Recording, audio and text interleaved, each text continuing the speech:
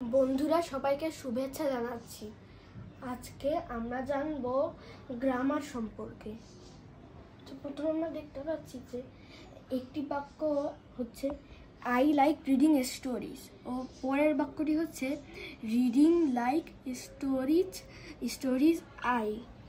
তারপর ওয়ার্ডগুলো সুনির্দিষ্ট নিয়মে সাজানো হয়েছে এবং মনের ভাব সম্পূর্ণরূপে এবং সুষ্ঠুভাবে প্রকাশ পেয়েছে। এখানে প্রথম সেন্টেন্স এর শব্দগুলোই রয়েছে, কিন্তু মনের ভাব ঠিকভাবে প্রকাশ পায়নি।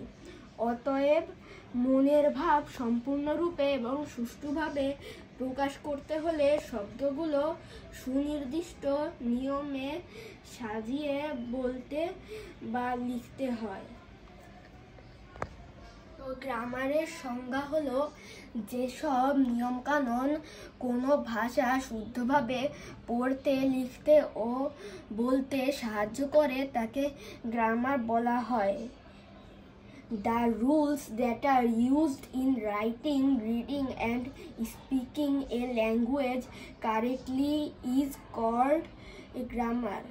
তো এবার আমরা ইংলিশ গ্রামারের সংজ্ঞা হলো যেসব নিয়মকানুন ইংরেজি ভাষা শুদ্ধভাবে পড়তে, লিখতে ও বলতে সাহায্য করে তাকে ইংলিশ গ্রামার বলা হয়। The rules that are used in reading, writing and speaking English language correctly is called English grammar. So, ইংরেজি ভাষা ভালোভাবে শেখার জন্য একে 5টি ভাগে ভাগ করা হয়েছে, যথা অর্থোগ্রাফি, তারপরে এটিমোলজি, তারপরে সিনট্যাক্স, পাংচুয়েশন ও প্রোসোডি। এখানে এইগুলোর বাংলা অর্থ লেখা আছে।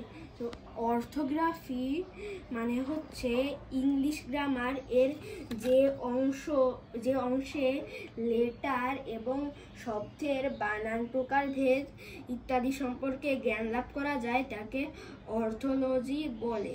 তারপর এটিমোলজি অর্থ হচ্ছে ইংলিশ গ্রামার এর যে অংশে পদসমূহের শ্রেণীবিন্যাস, রূপান্তর ও ব্যুৎপত্তি সম্পর্কে জ্ঞান লাভ করা যায় তাকে এটিমোলজি বলে। একে শব্দরূপ বা ধাতুরূপ প্রকরণও বলা হয়। এবার সিনট্যাক্স অর্থ ইংলিশ গ্রামার এর যে অংশে সেন্টেন্সের গঠন সম্বন্ধে জ্ঞান লাভ করা যায় তাকে সিনট্যাক্স বলে।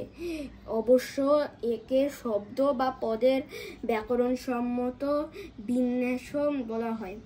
এবার পাংচুয়েশন ইংলিশ গ্রামার এর যে অংশ পাঠ করলে সেন্টেন্স এ বিরাম চিহ্নের যথাযথ প্রয়োগ সম্পর্কে সম্যক জ্ঞান লাভ করা যায় তাকে পাংচুয়েশন বলে। এবার প্রোসোডি ইংলিশ গ্রামার এর যে অংশ পাঠ করলে কবিতার ছন্দ প্রয়োগের কৌশল সম্বন্ধে ধারণা লাভ করা যায় তাকে প্রোসোডি বলে। তো আজকের মতো এইটুকুই, শুভেচ্ছা জানাচ্ছি সবাইকে।